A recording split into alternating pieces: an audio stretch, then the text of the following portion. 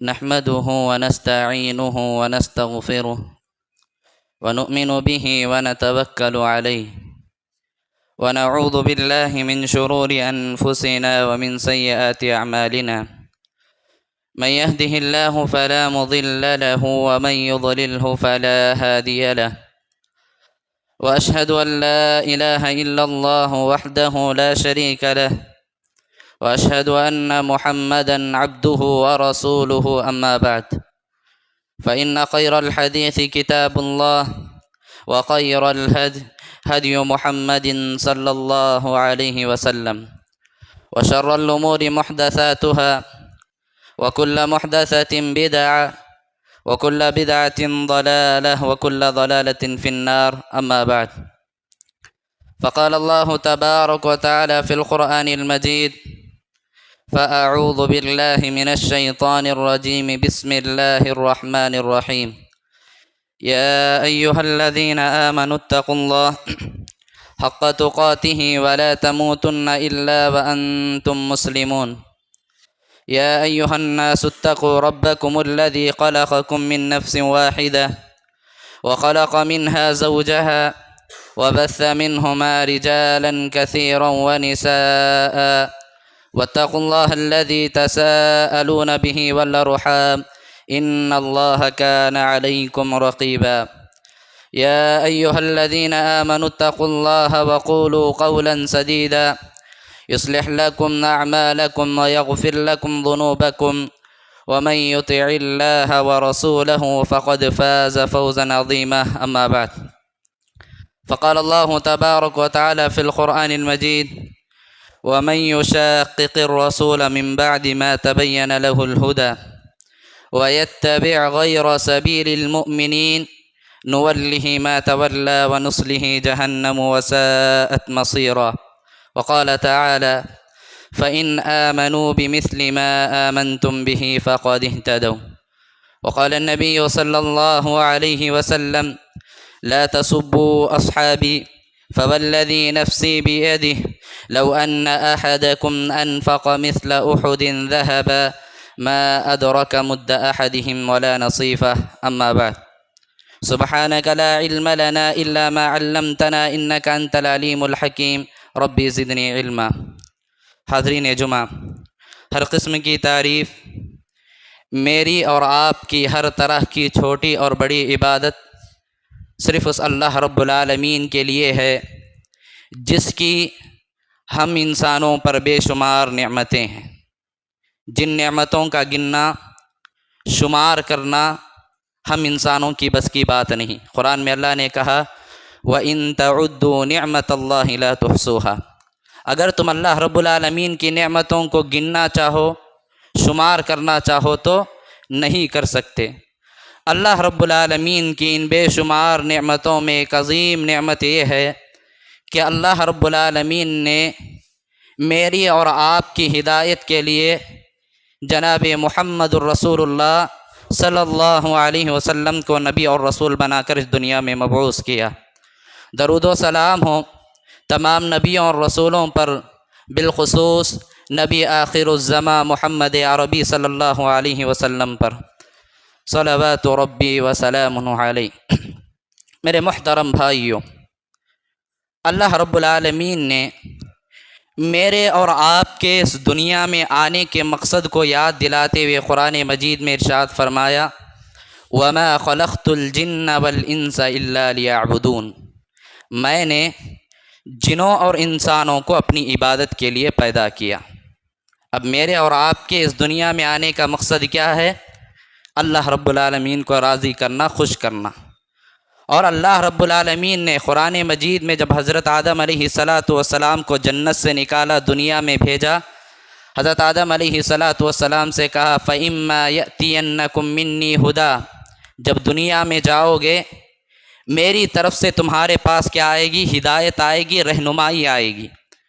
اس کے مطابق عمل کرو گے، کامیاب ہو جاؤ گے۔ اور وہی راستہ اللہ کے پاک پیغمبر محمد الرسول اللہ صلی اللہ علیہ وسلم نے ہمیں دکھایا کہ دنیا میں رہتے ہوئے مجھے اور آپ کو کیا کرنا ہے، کن چیزوں سے رکنا ہے، کن چیزوں کو کرنا ہے، اگر اللہ کے نبی محمد الرسول اللہ صلی اللہ علیہ وسلم کی تعلیمات سننے کے بعد ہم اللہ اور اس کے رسول کی نافرمانی کرتے ہیں تو اس سے بڑی نادانی کچھ اور نہیں ہو سکتی۔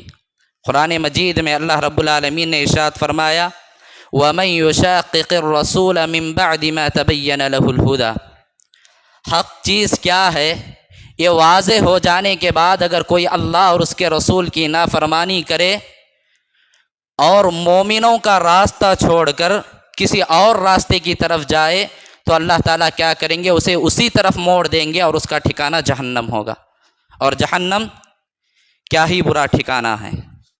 اب ذرا سوچیں، یہ آیت جب نازل ہو رہی تھی اس وقت دنیا میں مومن کون تھے؟ صحابہ اکرام رضوان اللہ علیہم اجمعین کون تھے؟ مومن تھے۔ یعنی اس آیت میں اللہ رب العالمین مجھے اور آپ کو اس بات کی تعلیم دے رہا ہے کہ صحابہ کے راستے کو چھوڑ کر ادھر ادھر جاؤ گے، صحابہ کا راستہ چھوڑ کر کسی اور کا راستہ پکڑو گے، گمراہ ہو جاؤ گے اور تمہارا ٹھکانہ جہنم ہوگا۔ تو مجھے اور آپ کو چاہیے کہ میں اور آپ صحابہ اکرام رضوان اللہ علیہم اجمعین کے راستے پر چلیں، ان کے نقش قدم پر چلیں، ان کے پیچھے پیچھے چلتے ہوئے، ان کے نقش قدم پر چلتے ہوئے ان کے ساتھ ہم بھی جنت میں داخل ہو جائیں۔ خاص کر کے ان صحابہ اکرام رضوان اللہ علیہم اجمعین کے بارے میں جاننا بہت ضروری ہے جن کا نام لے کر اللہ کے نبی نے کہا یہ صحابی جنتی ہیں۔ صحیح مسلم کی حدیث ہے، اللہ کے نبی محمد رسول اللہ صلی اللہ علیہ وسلم نے 10 صحابہ کو جنت کی بشارت دی جنہیں عشرہ مبشرہ کہا جاتا ہے۔ اس کا مطلب یہ نہیں کہ دوسرے صحابہ کو جنت کی بشارت نہیں ملی، سارے کے سارے صحابہ کیا ہے؟ جنتی ہے، ہمارا اس بات پر ایمان ہے۔ لیکن عشرہ مبشرہ، ان 10 صحابہ جنہیں اللہ کے نبی نے جنت کی بشارت دی، عشرہ مبشرہ کیوں کہا جاتا ہے؟ ایک ہی مجلس میں اللہ کے پاک پیغمبر محمد الرسول اللہ صلی اللہ علیہ وسلم نے ان 10 صحابہ کے نام لے کر کہا کہ یہ سارے کے سارے کیا ہیں؟ جنتی ہیں۔ وہ 10 صحابہ کون ہیں؟ حضرت ابو بکر صدیق رضی اللہ تعالیٰ عنہ، حضرت عمر بن خطاب رضی اللہ تعالیٰ عنہ، حضرت عثمان رضی اللہ تعالیٰ عنہ، حضرت علی رضی اللہ تعالیٰ عنہ، حضرت ابو عبیدہ بن جراح رضی اللہ تعالیٰ عنہ، حضرت ابو طلحہ رضی اللہ تعالیٰ عنہ، حضرت عبد الرحمن بن عوف اور حضرت سعد اور سعید رضی اللہ عنہم اجمعین۔ یہ 10 صحابہ جنہیں اللہ کے نبی نے ایک ہی مجلس میں بیٹھ کر ان 10 صحابہ کے نام لے کر کہا کہ 10 کے 10 کیا ہیں؟ جنتی ہیں۔ اب اللہ تبارک و تعالیٰ نے قرآن مجید میں بات واضح کر دی کہ ہمارے لیے آئیڈیل اور رول ماڈل کون ہیں؟ صحابہ اکرام رضوان اللہ علیہم اجمعین ہیں۔ تو مجھے اور آپ کو ان صحابہ اکرام رضوان اللہ علیہم اجمعین کے بارے میں جاننا چاہیے کہ صحابہ نے کیسی زندگی گزاری، کیا کیا قربانیاں اسلام کے لیے دی۔ یہ چیزیں جاننا میرے اور آپ کے لیے بہت ضروری ہے۔ حضرت ابو بکر صدیق رضی اللہ تعالیٰ عنہ کیا قربانیاں دی، حضرت عمر نے کیا قربانی دی، حضرت عثمان، حضرت علی رضی اللہ تعالیٰ عنہ اجمعین نے کیا قربانیاں دی۔ تو ان جو 10 صحابہ ہیں، ان صحابہ میں سے ایک صحابی حضرت ابو عبیدہ بن جراح رضی اللہ تعالیٰ عنہ کے بارے میں آج اس خطبہ جمعہ میں جاننے کی کوشش کریں گے۔ اللہ رب العالمین سے دعا ہے اللہ رب العالمین ہم سب کو صحابہ کے نقش قدم پر چلائے، اللہ رب العالمین ان کو اپنا نمونہ مان کر زندگی گزارنے کی توفیق دے۔ حضرت ابو عبیدہ بن جراح رضی اللہ تعالیٰ عنہ، ان کا اصل نام عبداللہ تھا، عامر بن عبداللہ ان کا اصل نام تھا۔ ان کی کنیت ابو عبیدہ ہے، جس طرح حضرت ابو بکر صدیق رضی اللہ تعالیٰ عنہ کا اصل نام کتنے لوگوں کو پتہ ہے؟ حضرت ابو بکر صدیق رضی اللہ تعالیٰ عنہ کا اصل نام کیا ہے؟ عبداللہ بن عثمان۔ وہ ان کی کنیت ہے ابو بکر، ان کا اصل نام کیا ہے؟ عبداللہ بن عثمان۔ ان کی کنیت ابو بکر سے جیسے مشہور ہوئے، ایسے ہی ابو عبیدہ بن جراح رضی اللہ تعالیٰ عنہ اپنی کنیت ابو عبیدہ سے مشہور ہوئے، اصل نام عامر بن عبداللہ ہے۔ جب ہم ان کے داداؤں کا یہ نسب نامہ دیکھتے ہیں تو نبی علیہ السلام کے ایک دادا سے جا کر ان کا نسب نامہ ملتا ہے، یعنی حضرت ابو عبیدہ بن جراح رضی اللہ تعالیٰ عنہ بھی اللہ کے پاک پیغمبر محمد الرسول اللہ صلی اللہ علیہ وسلم کے خاندان سے ہیں، خاندان قریش سے ان کا تعلق تھا۔ صحابہ بیان کرتے ہیں حضرت ابو عبیدہ بن جراح رضی اللہ تعالیٰ عنہ کی صفات کیسے تھے؟ لمبے تھے، دبلے پتلے تھے، اور گردن کافی لمبی تھی۔ جب چلتے تھے تو گردن کی لمبی ہونے کی وجہ سے کندھے جھکے ہوئے نظر آتے۔ عبداللہ ابن عمر رضی اللہ تعالیٰ عنہما بیان فرماتے ہیں کہ قریش کے خاندان میں 3 لوگ ایسے تھے جو اتنے نرم تھے، جب سامنے والے سے بات کرتے تو سامنے والا بات نہیں کاٹتا تھا، وہ خواہش کرتا کہ اور مجھ سے بات کریں، سامنے والے کی بات کو غور سے سنتے، بڑے اونچے اخلاق و کردار والے تھے۔ کون تھے وہ 3؟ حضرت عبداللہ ابن عمر رضی اللہ تعالیٰ عنہ بیان فرماتے ہیں وہ 3 صحابہ حضرت ابو بکر صدیق رضی اللہ تعالیٰ عنہ، حضرت عثمان بن عفان رضی اللہ تعالیٰ عنہ، اور اسی طرح حضرت ابو عبیدہ بن جراح رضی اللہ تعالیٰ عنہ۔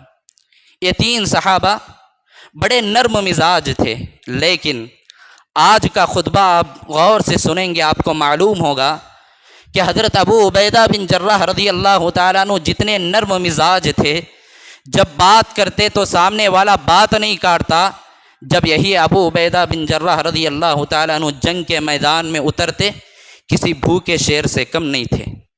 ان کے حالات آپ پڑھیں گے، سیرت نگاروں نے، تاریخ لکھنے والوں نے ان کے قصے لکھے ہیں، بڑے بڑے بہادری کے قصے حضرت ابو عبیدہ بن جراح رضی اللہ تعالیٰ عنہ کے ہیں۔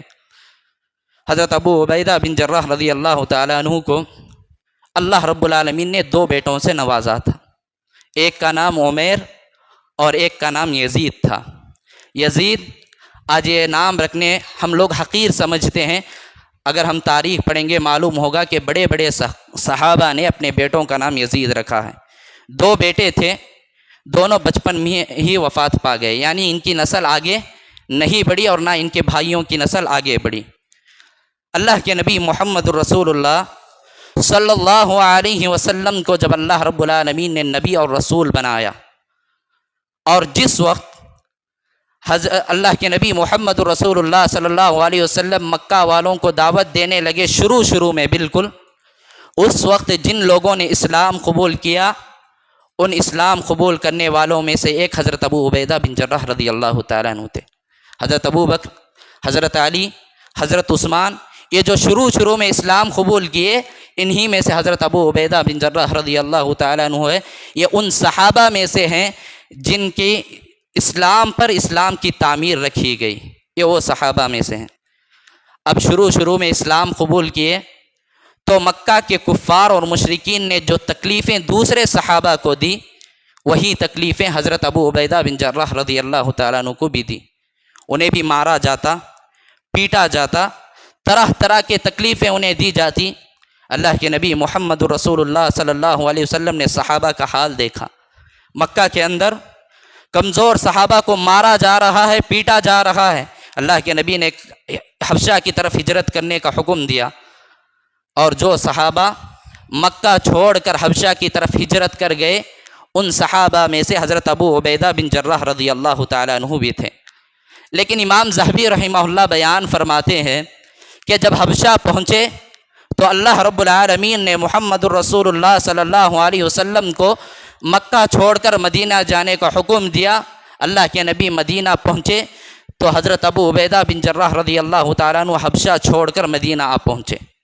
اس کے بعد اللہ کے نبی نے کیا کیا؟ انصار اور مہاجر جو ہجرت کر کے مدینہ پہنچے تھے، وہ صحابہ اور جو مدینہ کے اندر تھے، ان 2 صحابہ کے درمیان بھائی چارہ کرایا، ایک صحابی وہ ایک صحابی، دونوں کو بھائی بنا دیا۔ تو حضرت ابو عبیدہ بن جراح رضی اللہ تعالیٰ عنہ کا بھائی چارہ اللہ کے نبی محمد الرسول اللہ صلی اللہ علیہ وسلم نے محمد بن مسلمہ رضی اللہ تعالیٰ عنہ کے ساتھ کرایا۔ حضرت ابو عبیدہ بن جراح رضی اللہ تعالیٰ عنہ کی پوری زندگی جب اسلام کے لیے جو قربانی دینے کی ضرورت پڑی، حضرت ابو عبیدہ بن جراح رضی اللہ تعالیٰ عنہ نے تمام قربانیاں دی۔ اسی لیے ان کی قربانیوں کو دیکھ کر، ان کی امانت داری کو دیکھ کر، ان کی دیانت داری کو دیکھ کر اللہ کے نبی محمد الرسول اللہ صلی اللہ علیہ وسلم نے حضرت ابو عبیدہ بن جراح رضی اللہ تعالیٰ عنہ کو اس امت کا سب سے امانت دار انسان قرار دیا۔ دو نصرانی، دو کرسچن اللہ کے نبی محمد رسول اللہ صلی اللہ علیہ وسلم کے پاس آئے۔ آنے کا مقصد کیا تھا؟ ان لوگوں نے راستے میں بات چیت کی، ہم محمد کے پاس جائیں گے اور ملاعنہ کریں گے۔ ملاعنہ مطلب محمد کے پاس جائیں گے ہم دونوں، جا کے کیا کہیں گے؟ اگر محمد حقیقی نبی اور رسول ہے تو اللہ تعالی ہمیں برباد کر دے، اگر محمد جھوٹا ہے تو اللہ تعالی محمد کو تباہ و برباد کر دے۔ اتنے میں ایک نے کہا اگر حقیقت میں سمجھ لو کہ محمد سچے نبی اور رسول ہیں تو ہم تو ہلاک و برباد ہو جائیں گے۔ ایک کام کرتے ہیں، ایک چیز اچھی نہیں ہے، ہم محمد کے پاس جائیں گے، اس سے بات چیت کریں گے، اس سے سمجھوتا کریں گے۔ وہ دو نصرانی اللہ کے نبی محمد رسول اللہ صلی اللہ علیہ وسلم کے پاس آ پہنچے اور اللہ کے نبی سے کہا انا نعطیک ما سألتنا، اے محمد آپ جو بھی ہم سے مانگیں گے ہم دینے کے لیے تیار ہیں۔ آپ اسلام قبول کروانا چاہتے ہیں، ہم اسلام قبول کریں گے، آپ جو کچھ بھی مانگیں گے ہم دینے کے لیے تیار ہیں، لیکن وَبَعَثْ مَعَنَا رَجُلًا أَمِينًا، لیکن ایک شرط ہے۔ کیا شرط ہے؟ ہمارے ساتھ ایک امانت دار انسان کو تم بھیجو۔ اللہ کے نبی نے صحابہ کی طرف دیکھا، اس کے بعد حضرت ابو عبیدہ بن جراح رضی اللہ تعالیٰ عنہ بیٹھے ہیں، ان کی طرف دیکھ کے کہا خم یا ابا عبیدہ، ابو عبیدہ کھڑے ہوں۔ اور اللہ کے نبی نے ان دو نصرانیوں کے ساتھ کہا میں صرف امانت دار نہیں بلکہ حقیقی امانت دار کو تمہارے ساتھ بھیج رہا ہوں۔ اس حدیث سے معلوم ہوا کہ حضرت ابو عبیدہ بن جراح رضی اللہ تعالیٰ عنہ اس امت کے سب سے امین انسان ہیں۔ صحیح بخاری کی حدیث ہے، انس بن مالک رضی اللہ تعالیٰ عنہ راوی حدیث ہیں، بیان کرتے ہیں کہ اللہ کے نبی محمد رسول اللہ صلی اللہ علیہ وسلم نے ارشاد فرمایا لِكُلِّ أُمَّةٍ أَمِينًا، ہر امت میں ایک امین تھا، اور اس امت کا امین اللہ رب العالمین نے ابو عبیدہ بن جراح رضی اللہ تعالیٰ عنہ کو بنایا۔ کتنی بڑی فضیلت، کتنا بڑا مقام و مرتبہ ہے حضرت ابو عبیدہ بن جراح رضی اللہ تعالیٰ عنہ کا۔ آج بہت سارے ہم میں سے ایسے ہیں جن کو حضرت ابو عبیدہ بن جراح رضی اللہ تعالیٰ عنہ کا نام تک نہیں معلوم۔ جب حضرت ابو عبیدہ بن جراح رضی اللہ تعالیٰ عنہ اسلام قبول کرنے کے لیے آئے، واقعے کو ذرا غور سے سنیں، اسلام قبول کرنے کے لیے آئے، اسلام قبول کیا، اللہ کے نبی محمد الرسول اللہ صلی اللہ علیہ وسلم کے ہاتھ پر ہاتھ رکھ کر وعدہ کیا۔ کیا وعدہ تھا؟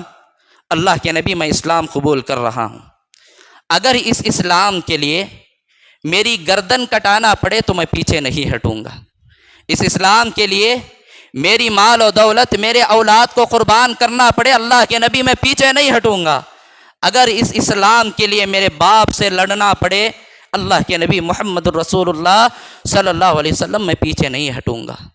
یہ وعدہ کیا اور وعدے کو نبھایا بھی۔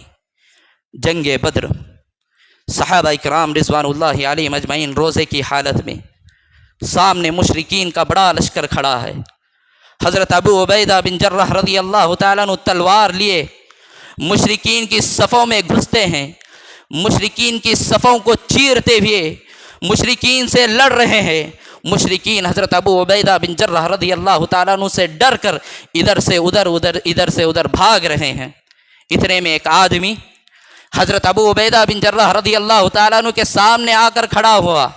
حضرت ابو عبیدہ بن جراح رضی اللہ تعالیٰ عنہ نے اسے نظر انداز کیا، اگنور کیا، پھر دوسری طرف چل دیے، پھر کفار سے لڑ رہے ہیں۔ مشرکین حضرت ابو عبیدہ کو دیکھ کر ڈر رہے تھے، بھاگ رہے تھے حضرت ابو عبیدہ بن جراح رضی اللہ تعالیٰ عنہ سے۔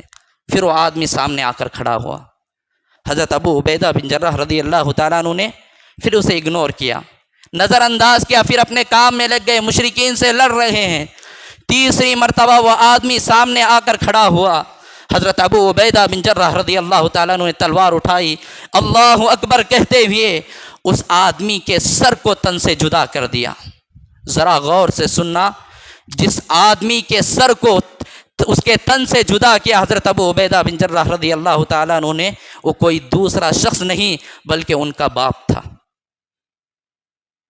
اللہ کے نبی محمد الرسول اللہ صلی اللہ علیہ وسلم نے جذبہ دیکھا، اللہ کے نبی محمد الرسول اللہ صلی اللہ علیہ وسلم نے فوراً حضرت ابو عبیدہ بن جرح رضی اللہ تعالیٰ عنہ کو جنت کی خوشخبری دی۔ میرے محترم بھائیوں، اسلام کے لیے جو وعدہ حضرت ابو عبیدہ نے اپنے اللہ کے نبی سے کیا تھا کہ اسلام کے لیے اگر میرا باپ بھی سامنے آ جائے میں اس سے لڑوں گا، اس وعدے کو حضرت ابو عبیدہ نے پورا کیا اور اپنی تلوار سے اپنے باپ کو قتل کر دیا۔ اللہ رب العالمین اتنا خوش ہوا فوراً آیت نازل کی، لا تجد قوما یؤمنون باللہ والیوم الآخر یوادون من حاد اللہ ورسولہ ولو کان آباءہم۔ اے اللہ کے نبی محمد الرسول اللہ صلی اللہ علیہ وسلم جو حقیقت میں مومن ہیں، جن کے دلوں میں ایمان ہے، آپ ان لوگوں کو دیکھیں گے کہ وہ دین کے معاملے میں کبھی کمپرومائز نہیں کریں گے، دین کے معاملے میں کبھی کسی سے سمجھوتا نہیں کریں گے۔ اگر اللہ اور اس کے رسول کے خلاف ان کے باپ اور ان کے بھائی یا ان کے بیٹے آ جائے تو ان کے باپ اور بھائی سے بھی وہ لڑیں گے۔ یہ تعریف تھی اللہ تبارک و تعالیٰ نے حضرت ابو عبیدہ بن جرح رضی اللہ تعالیٰ عنہ کی۔ اسلام کی جتنے جنگی لڑی گئی ساری جنگوں کو اٹھا کر دیکھیں، ہر جنگ میں حضرت ابو عبیدہ رضی اللہ تعالیٰ عنہ کا ایک بڑا اہم کردار تھا۔ جنگ احد کے میدان پر شروع میں اللہ رب العالمین نے صحابہ کو بڑی زبردست فتح عطا کی، لیکن اللہ کے نبی نے کچھ صحابہ سے کہا تھا کہ پہاڑ پر کھڑے رہنا اور جب تک میں نہ کہوں نیچے نہ آنا۔ لیکن خوشی کے مارے جب جنگ جیتنے لگے، صحابہ خوشی کے مارے پہاڑ سے نیچے اتر گئے۔ پھر مشرکین نے پلٹ وار کیا، صحابہ دونوں طرف سے دب گئے۔ ایسی حالت میں مشرکین مکہ نے اللہ کے پاک پیغمبر محمد رسول اللہ صلی اللہ علیہ وسلم کو چاروں طرف سے گھیر لیا۔ چاروں طرف مشرکین کھڑے، اللہ کے نبی بیچ میں کھڑے ہیں اور ساتھ میں 12 صحابہ ہیں۔ مشرکین کی تعداد 100، صحابہ کتنے ہیں؟ 12۔ اس میں سے 11 انصار تھے جو مدینے کے تھے اور ایک مہاجر تھے، وہ تھے حضرت طلحہ رضی اللہ تعالیٰ عنہ۔ حضرت ابو بکر صدیق رضی اللہ تعالیٰ عنہ نے خود یہ واقعہ بیان کیا۔ حضرت ابو بکر صدیق رضی اللہ تعالیٰ عنہ دور سے دیکھ رہے ہیں۔ مشرکین جنگ کا یہ حال تھا کہ حضرت ابو بکر صدیق رضی اللہ تعالیٰ عنہ اللہ کے نبی کے قریب جانا چاہتے ہیں، لیکن مشرکین نے دیوار کھڑی کر دی، جانے نہیں دے رہے۔ دور سے حضرت ابو بکر صدیق رضی اللہ تعالیٰ عنہ جنگ کا ماحول دیکھ رہے ہیں۔ اللہ کے نبی محمد رسول اللہ صلی اللہ علیہ وسلم کا دفاع کرتے ہوئے ایک ایک صحابی شہید ہوتے گئے۔ 11 صحابہ شہید ہو گئے۔ حضرت طلحہ رضی اللہ تعالیٰ عنہ کے پورے جسم میں 70 سے زیادہ تیر لگ گئے۔ حضرت ابو بکر بیان کرتے ہیں چاروں طرف سے مشرکین نے گھیر رکھا ہے، ڈر تھا کہیں اللہ کے نبی محمد الرسول اللہ صلی اللہ علیہ وسلم کو شہید نہ کر دیا جائے۔ اتنے میں نے دیکھا ایک آدمی بجلی کی طرح پیچھے سے آیا، اڑتے ہوئے آیا اور اس نے تمام مشرکین کا کام ختم کر دیا۔ وہ کوئی اور نہیں حضرت ابو عبیدہ بن جرح رضی اللہ تعالیٰ عنہ تھے۔ اکیلے حضرت ابو عبیدہ بن جرح رضی اللہ تعالیٰ عنہ نے تمام مشرکین کا کام ختم کر دیا۔ میرے محترم بھائیوں، جنگ کا یہ حال تھا۔ اللہ کے پاک پیغمبر محمد رسول اللہ صلی اللہ علیہ وسلم کی مبارک پیشانی میں لوہا دھسا ہوا تھا۔ اللہ کے نبی کے پیشانی میں لوہا دھسا ہوا تھا، جس کی وجہ سے اللہ کے نبی کی پیشانی سے خون بہہ رہا ہے۔ حضرت ابو بکر صدیق رضی اللہ تعالیٰ عنہ اور حضرت ابو عبیدہ بن جرح رضی اللہ تعالیٰ عنہ دونوں مل کے اللہ کے پاک پیغمبر محمد الرسول اللہ صلی اللہ علیہ وسلم کو ایک پہاڑ کی طرف لے کر جاتے ہیں، اور جب حضرت ابو بکر صدیق رضی اللہ تعالیٰ عنہ نے وہ لوہا نکالنے کی کوشش کی، حضرت ابو عبیدہ بن جرح رضی اللہ تعالیٰ عنہ نے کہا اللہ کے لیے اس کام کو میرے لیے چھوڑ دو۔ پھر حضرت ابو عبیدہ بن جرح رضی اللہ تعالیٰ عنہ نے بغیر کسی تکلیف کے اپنے دانتوں سے اس لوہے کو نکالا۔ کتنی محبت تھی!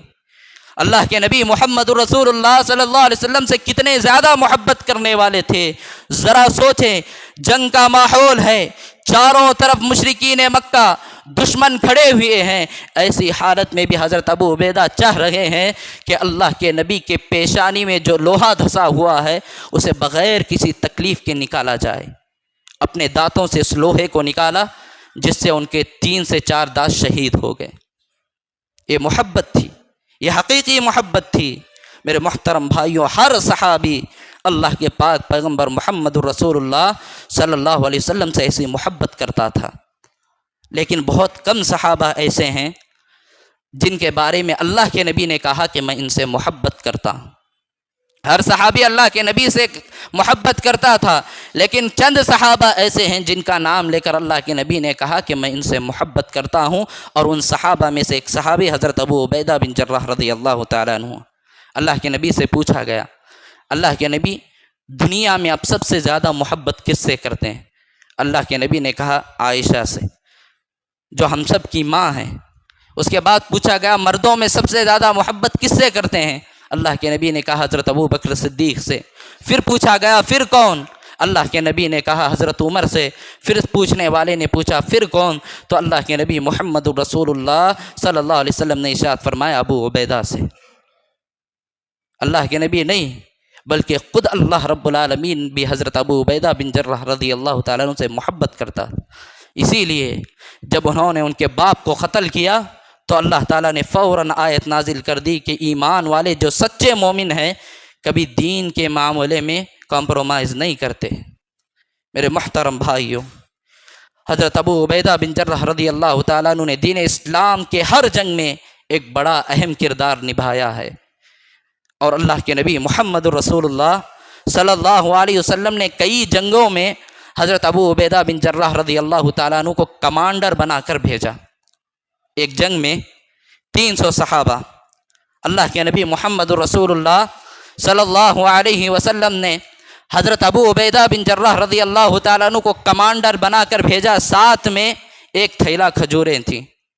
جہاد کے لیے نکلے ہیں، دشمنوں سے لڑنے کے لیے نکلے ہیں، کھانے کے لیے کیا ہے؟ ایک تھیلا کھجوریں۔ صحابہ بیان کرتے ہیں کہ جب ہم جنگ کے لیے نکلے شروع میں ایک مٹھی کھجوریں ہمیں دیا کرتے تھے حضرت ابو عبیدہ، ایک مٹھی کھجوریں۔ پورا دن بھر کا گزارا اسی میں، لڑنے کے لیے جا رہے ہیں۔ میرے محترم بھائیوں، پھر صحابہ بیان کرتے ہیں کہ جاتے جاتے جب کھجوریں ختم ہونے پہ آئی تو دن بھر کے لیے پورے ایک دن کے لیے ایک کھجور دیا جاتا تھا صحابہ کو۔ ایک کھجور پہ پورا دن کا گزارا صحابہ کرام رضوان اللہ علیہ مجمعین کرتے تھے، اور اس کے بعد کھجوریں ختم ہو گئی، بھوکے پیٹ گئے۔ صحابہ کرام رضوان اللہ علیہ مجمعین نے دشمنوں کو ختم کیا اور اسلام کے پرچم کو بلند کر کے وہاں سے لوٹے۔ میرے محترم بھائیوں، صحابہ کرام رضوان اللہ علیہ مجمعین کی قربانیاں یہی وجہ ہے کہ آج دین اسلام مجھ تک اور آپ تک پہنچا ہے۔ ہم کیا سوچتے ہیں؟ جس دین پر عمل کرنا آج میرے لیے اور آپ کے لیے مشکل ہو رہا ہے، جس دین پر میں اور آپ عمل نہیں کرتے، یہ ہمیں ایسے ہی مفت میں نہیں ملا۔ صحابہ کرام رضوان اللہ علیہ مجمعین نے بڑی بڑی قربانیاں دی، تب جا کر یہ دین اسلام مجھ تک اور آپ تک پہنچا ہے۔ میرے محترم بھائیوں، جب اللہ کے نبی محمد الرسول اللہ صلی اللہ علیہ وسلم کی وفات ہوئی، اللہ کے نبی محمد الرسول اللہ صلی اللہ علیہ وسلم کو دفن کرنے سے پہلے سقیفہ بنو ساعدہ میں انصار صحابہ کرام رضوان اللہ علیہ مجمعین نے ایک میٹنگ رکھی کہ اللہ کے نبی کے بعد ذمہ دار کس کو بنایا جائے۔ تو اس وقت پورے انصار تھے، جو مدینے کے صحابہ تھے، پورے سقیفہ بنو ساعدہ میں بیٹھے ہوئے تھے۔ اتنے میں 3 صحابہ حضرت ابو بکر، حضرت عمر اور حضرت ابو عبیدہ بن جراح رضی اللہ تعالیٰ عنہ اس میٹنگ میں داخل ہوئے۔ اس کے بعد ایک انصاری صحابی نے خطبہ دیا کہ ہم میں مہاجرین بہت کم ہیں، جو ہجرت کر کے آئے ہیں وہ لوگ بہت کم ہیں، ہم لوگوں کی تعداد زیادہ ہے، اسی لیے جو ذمہ دار ہوگا وہ ہم میں سے ہوگا، یعنی مدینے والوں میں سے ہوگا۔ میرے محترم بھائیوں، اس کے بعد حضرت ابو بکر صدیق رضی اللہ تعالیٰ عنہ نے کہا جو بھی باتیں تم کہہ رہے ہو تمہاری باتیں سچی ہیں، تمہاری فضیلتیں سچی ہے، لیکن یاد رکھنا اللہ کے نبی محمد الرسول اللہ صلی اللہ علیہ وسلم نے بات کہی، الائمۃ من قریش، جو بھی ذمہ دار ہوگا، مسلمانوں کا جو بھی لیڈر ہوگا وہ قریش سے ہوگا، خاندان قریش سے ہوگا۔ اس کے بعد حضرت ابو بکر صدیق رضی اللہ تعالیٰ عنہ نے جن 2 لوگوں کے نام آگے کیے تھے کہ ان دونوں میں سے کسی ایک کو خلیفہ بنا دو، ان میں سے ایک حضرت ابو بکر اور ایک حضرت ابو عبیدہ بن جراح رضی اللہ تعالیٰ عنہ تھے۔ اتنی بڑی شخصیت حضرت ابو بکر صدیق رضی اللہ تعالیٰ عنہ حضرت ابو عبیدہ بن جراح رضی اللہ تعالیٰ عنہ کا آگے کر رہے ہیں کہ اگر خلیفہ اور ذمہ دار بنانا ہے حضرت ابو عبیدہ کو بناؤ، لیکن حضرت ابو عبیدہ بن جراح رضی اللہ تعالیٰ عنہ نے کہا جس جماعت میں ابو بکر صدیق رضی اللہ تعالیٰ عنہ موجود ہو، جس جماعت میں حضرت ابو بکر موجود ہو، جنہیں اللہ کے نبی محمد رسول اللہ صلی اللہ علیہ وسلم نے نماز کے معاملے میں ہمارا امام بنایا تھا، تو میرے اندر اتنی ہمت نہیں ہے کہ میں اس ذمہ داری کو اپنا لوں اور تمہارا ذمہ دار بن جاؤں۔ اس کے بعد حضرت ابو بکر صدیق رضی اللہ تعالیٰ عنہ مسلمانوں کے خلیفہ بنے، لیڈر بنے۔ میرے محترم بھائیوں، جیسے ہی حضرت ابو بکر صدیق رضی اللہ تعالیٰ عنہ خلیفہ بنے، لیڈر بنے، حضرت ابو عبیدہ بن جراح رضی اللہ تعالیٰ عنہ نے حضرت ابو بکر صدیق رضی اللہ تعالیٰ عنہ کی خلافت میں بڑے اخلاص کے ساتھ اور محنت کے ساتھ کام کیا۔ اپنی استطاعت کے مطابق حضرت ابو بکر صدیق رضی اللہ تعالیٰ عنہ کا ساتھ دیتے رہے۔ جب حضرت ابو بکر صدیق رضی اللہ تعالیٰ عنہ وفات پائے، اس کے بعد حضرت عمر بن خطاب رضی اللہ تعالیٰ عنہ مسلمانوں کے لیڈر اور خلیفہ بنے۔ اس میں بھی حضرت ابو عبیدہ بن جراح رضی اللہ تعالیٰ عنہ نے بڑی قربانیاں دی، اور دین اسلام کے لیے جو جو قربانیاں دینی پڑی، ہر ایک قربانی حضرت ابو عبیدہ بن جراح رضی اللہ تعالیٰ عنہ نے دی۔ لیکن ایک معاملہ ایسا تھا، ایک مسئلہ ایسا تھا جس میں حضرت ابو عبیدہ بن جراح رضی اللہ تعالیٰ عنہ نے عمر بن خطاب رضی اللہ تعالیٰ عنہ کے خلاف کام کیا۔ وہ مسئلہ کیا تھا کہ جب مسلمانوں کی فتوحات بڑھ گئی، دور دور تک اسلام پہنچنے لگا حضرت عمر رضی اللہ تعالیٰ عنہ کے دور خلافت میں، تو اس وقت فرات کے علاقے میں حضرت ابو عبیدہ بن جراح رضی اللہ تعالیٰ عنہ جنگ کے لیے گئے ہوئے تھے، لڑ رہے تھے، اور وہاں ایک بیماری پھیل گئی تھی جس سے لوگ انتقال کر رہے تھے، مر رہے تھے۔ تو حضرت عمر بن خطاب رضی اللہ تعالیٰ عنہ نے سوچا کہ ابو عبیدہ بن جراح رضی اللہ تعالیٰ عنہ کو میرے پاس واپس بلا لیا جائے۔ تو انہوں نے حضرت ابو عبیدہ بن جراح رضی اللہ تعالیٰ عنہ کو ایک خط لکھا کہ مجھے ایک مسلمان کی ضرورت ہے، اور اس میں حضرت ابو عبیدہ کا نام تھا۔ وہ خط حضرت عمر بن خطاب رضی اللہ تعالیٰ عنہ کے پاس، حضرت عمر بن خطاب نے حضرت ابو عبیدہ تک پہنچایا۔ حضرت ابو عبیدہ بن جراح رضی اللہ تعالیٰ عنہ کے ہاتھ میں وہ خط آیا تو سمجھ گئے کہ جو بیماری پھیلی ہے، حضرت عمر بن خطاب رضی اللہ تعالیٰ عنہ یہ سوچ رہے ہیں کہ کہیں اس بیماری سے میں مر نہ جاؤں، اسی لیے اپنے پاس بلانا چاہتے ہیں۔ اس کے بعد تمام صحابہ کو جمع کیا، اعلان کیا، سنو، ہمارے جو امیر ہیں عمر بن خطاب رضی اللہ تعالیٰ عنہ نے ہمیں خط لکھا ہے۔ خط میں کیا لکھا ہے کہ ایک مسلمان کی، اور اس میں میرا نام ذکر ہے کہ عمر بن خطاب رضی اللہ تعالیٰ عنہ کو میری ضرورت ہے اور وہ مجھے بلانا چاہتے ہیں، اور انہیں ڈر ہے کہیں اس بیماری کی وجہ سے میں مر نہ جاؤں۔ اس کے بعد حضرت ابو عبیدہ بن جراح رضی اللہ تعالیٰ عنہ نے خطبہ دیا۔ خطبے میں ارشاد فرمایا کہ ہمارا جینا اور مرنا صرف اور صرف اللہ رب العالمین کے لیے ہے۔ اگر بیماری سے مرنا پڑے بیماری سے مر جائیں گے، اگر دشمنان اسلام سے لڑتے لڑتے شہید ہونا پڑے تو شہید ہو جائیں گے۔ اس کے بعد حضرت ابو عبیدہ بن جراح رضی اللہ تعالیٰ عنہ نے پھر ایک خط لکھا حضرت عمر بن خطاب رضی اللہ تعالیٰ عنہ کو۔ خط جیسے ہی حضرت عمر بن خطاب رضی اللہ تعالیٰ عنہ کے پاس پہنچا، صحابہ بیٹھے ہوئے ہیں اور درمیان میں حضرت عمر بن خطاب رضی اللہ تعالیٰ عنہ ہیں۔ خط کو نکالے، پڑھنے لگے، پڑھتے پڑھتے اتنا روئے، مؤرخین لکھتے ہیں کہ حضرت عمر کی داڑھی بھیگ گئی۔ حضرت عمر بن خطاب رضی اللہ تعالیٰ عنہ کی پوری داڑھی بھیگ گئی۔ صحابہ نے پوچھا، اے عمر بن خطاب رضی اللہ تعالیٰ عنہ کیا بات ہے، کیوں رو رہے ہو؟ کیا حضرت ابو عبیدہ بن جراح رضی اللہ تعالیٰ عنہ شہید ہو چکے ہیں؟ حضرت عمر بن خطاب رضی اللہ تعالیٰ عنہ نے کہا، ایسا تو نہیں ہوا، وہ شہید تو نہیں ہوئے، لیکن مجھے لگ رہا ہے کہ قریب میں شہید ہو جائیں گے، انتقال کر جائیں گے۔ اس کے کچھ دنوں بعد مشرکین نے حضرت ابو عبیدہ بن جراح رضی اللہ تعالیٰ عنہ کو شہید کر دیا، قتل کر دیا۔ شہادت سے پہلے حضرت ابو عبیدہ بن جراح رضی اللہ تعالیٰ عنہ نے قیامت تک آنے والے تمام مسلمانوں کے لیے کچھ وصیتیں کی، کچھ نصیحت کی۔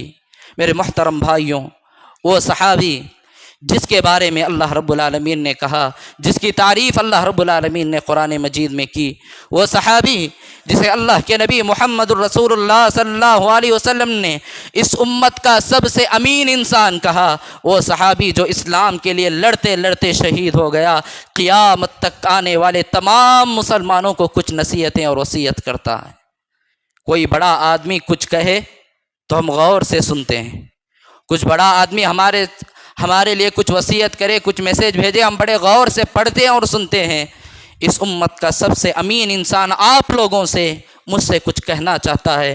میرے محترم بھائیوں، حضرت ابو عبیدہ بن جراح رضی اللہ تعالیٰ عنہ نے یہ جو نصیحت کی، کہا کہ سنو میں تمہیں کچھ نصیحت کرنا چاہتا ہوں، اور اس نصیحت کو قیامت تک آنے والے تمام مسلمانوں تک پہنچانا، اور کہا کہ جب تک قیامت تک آنے والے تمام مسلمان اس وصیت پر عمل کریں گے، دنیا میں کوئی بھی ان کا بال باقا نہیں کر سکے گا، دنیا میں عزت کی زندگی گزاریں گے، اور اگر اسے چھوڑ دو گے، اس نصیحت پر عمل نہیں کرو گے، دنیا میں ہر جگہ ذلیل ہو جاؤ گے۔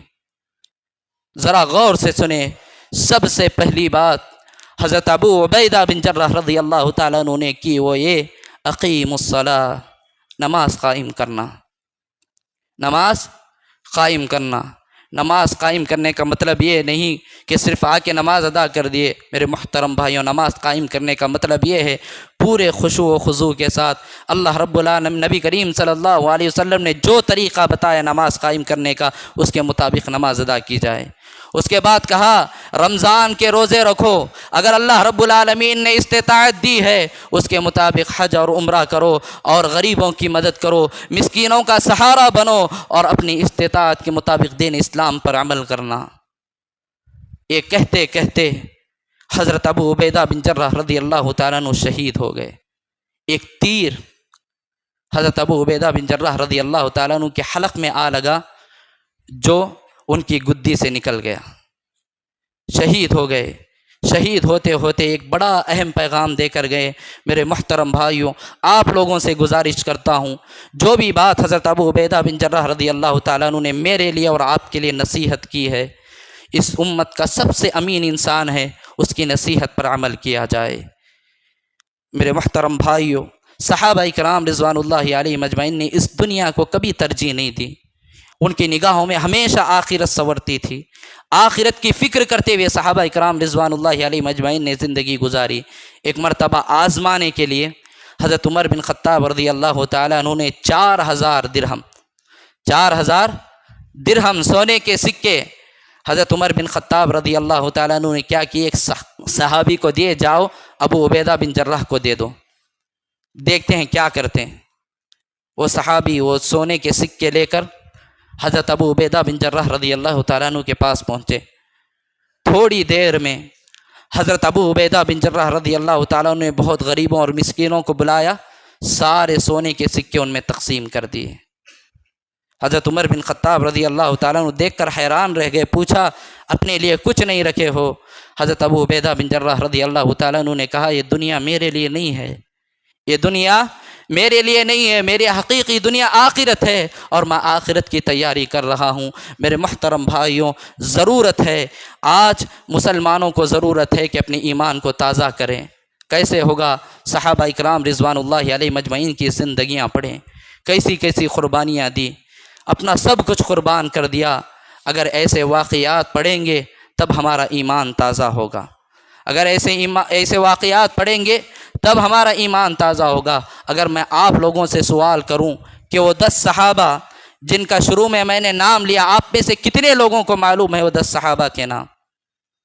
نہ کے برابر، بہت کم لوگوں کو معلوم ہوں گے۔ اگر یہی پوچھ لوں کہ کون سے اسٹیٹ میں کون سی حکومت ہے، ہر ایک بتا دے گا، ہر ایک کو معلوم ہے کون سے اسٹیٹ میں کس کی حکومت ہے، لیکن صحابہ اکرام رضوان اللہ علیہ مجمعین کی زندگیاں پڑھنے کے لیے ہمارے پاس وقت نہیں ہے۔ آج ضرورت ہے ہم خود صحابہ اکرام رضوان اللہ علیہ مجمعین کی زندگیوں کو پڑھیں، اپنے بچوں کو صحابہ اکرام رضوان اللہ علیہ مجمعین کی زندگیاں پڑھائیں۔ آج ہم لوگ کہتے ہیں کہ ہمارے بچے دین سے دور ہوتے جا رہے ہیں، ہمارے بچے کمزور ہوتے جا رہے ہیں، دین سے دور ہوتے جا رہے ہیں، ہماری نوجوان لڑکیاں غیروں کے ساتھ بھاگ رہی ہے دین اسلام چھوڑ کر۔ وجہ کیا ہے؟ ہم نے دنیا کا تو سوچا، دنیا کی تعلیم انہیں دی، لیکن صحابہ اور صحابیات کی زندگیاں ہم نے بچوں کو نہیں پڑھائی۔ یہی وجہ ہے، ہماری غلطی یہی ہے کہ ہم صحابہ اکرام رضوان اللہ علیہم اجمعین کو بھول گئے۔ میرے محترم بھائیوں، آپ لوگوں سے ادباً گزارش ہے کہ آپ صحابہ اکرام رضوان اللہ علیہم اجمعین کی زندگیوں کو زیادہ سے زیادہ پڑھیں، اور اپنے بچوں کو بھی زیادہ سے زیادہ صحابہ اکرام رضوان اللہ علیہم اجمعین کے قصے سنائے۔ اللہ رب کریم سے دعا ہے، اللہ رب العالمین ہم سب کو صحابہ اکرام رضوان اللہ علیہم اجمعین کے طریقے پر چلنے کی توفیق دے۔ اللہ رب العالمین ہم سب کو صحابہ اکرام رضوان اللہ علیہم اجمعین کو اپنا آئیڈیل اور رول ماڈل بنا کر زندگی گزارنے کی توفیق دے۔ اللہ رب العالمین ہمیں اس بات کی توفیق دے کہ ہم زیادہ سے زیادہ صحابہ اکرام رضوان اللہ علیہم اجمعین کی زندگیاں پڑھ سکیں۔ میرے محترم بھائیوں، اور صحابہ اکرام رضوان اللہ علیہم اجمعین نے پھر کبھی موقع ملا تو دوسرے صحابہ اکرام رضوان اللہ علیہم اجمعین کے بارے میں بات کریں گے۔ اللہ رب العالمین سے دعا ہے اللہ ہم سب کے تمام گناہوں کو معاف فرمائے۔ اللہ رب العالمین اگر تو معاف نہیں کرے گا ہم خسارہ اٹھانے والوں میں سے ہو جائیں گے۔ اے اللہ، دنیا میں جہاں کہیں بھی ہمارے مسلمان بھائی اور بہنیں پریشان ہیں، اللہ رب العالمین ان کی ہر پریشانی کو تو دور فرما۔ اللہ رب العالمین جو بھی حادثات کا شکار ہو چکے ہیں، اللہ رب العالمین ان کو جلد سے جلد صحت عطا فرما۔ آمین۔ وصلی اللہ علی خیر خلقہ محمد صلی اللہ علیہ وسلم۔